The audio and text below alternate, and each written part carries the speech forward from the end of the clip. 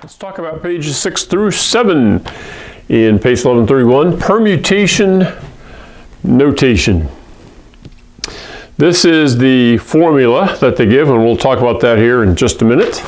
But let's talk about an example here. At the very top of page 6, it says, how many ways can we arrange 7 books if we want to take only 4 at a time? So let's picture, here I have written 7 objects. So in the pace here, they use illustration of books. It could be jelly beans.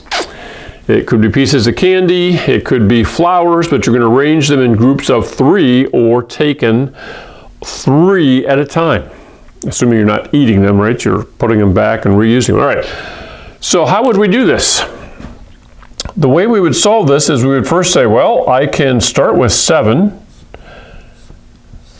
And then I have 6 choices left and 5 choices left, but I'm not going to take it all the way to the end. I'm not going to do all 7. That's what we did in the previous lesson.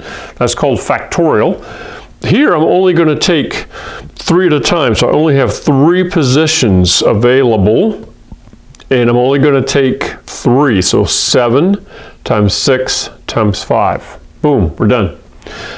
So looking at my formula here, this would be like saying find the permutation of 7 objects taken 3 at a time.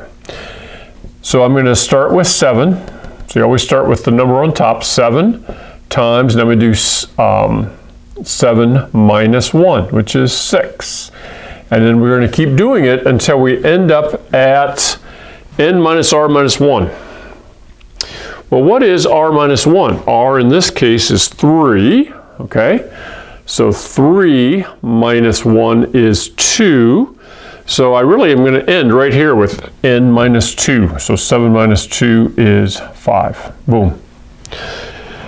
Sometimes I find this method to be easier than trying to use this formula because I'm writing a dash to represent each of the positions. So that represents the R, how many positions available. And then you start with 7, how many total objects or letters or whatever, and put that on the blanks. Now to find the answer, we would just multiply, okay? 7 times 6 times 5, so I have my handy calculator here. 7 times 6 times 5 equals 210. All right. We have 26 letters in the alphabet. So, what if I wanted to figure out how many ways could, I'll turn this into a 26, how many ways could 26 letters in the English alphabet be arranged in groups of 6? Now, they're not all going to make words, okay, but just arrangements of letters. So, 6. So I can have 1, 2, 3, 4, 5, 6. So let's think about using blanks. I would write 26, 25, 24, 23, 22, 21. Okay? Using this formula, the 6 is what goes down here, groups of 6. There are 26 letters possible, so we're going to start off with 26 times 25. Before we go too much further, I need to figure out what the last number is going to be. Well, r minus 1 would be 5, okay? So 26 minus 5 is 21. So that's going to be my last one.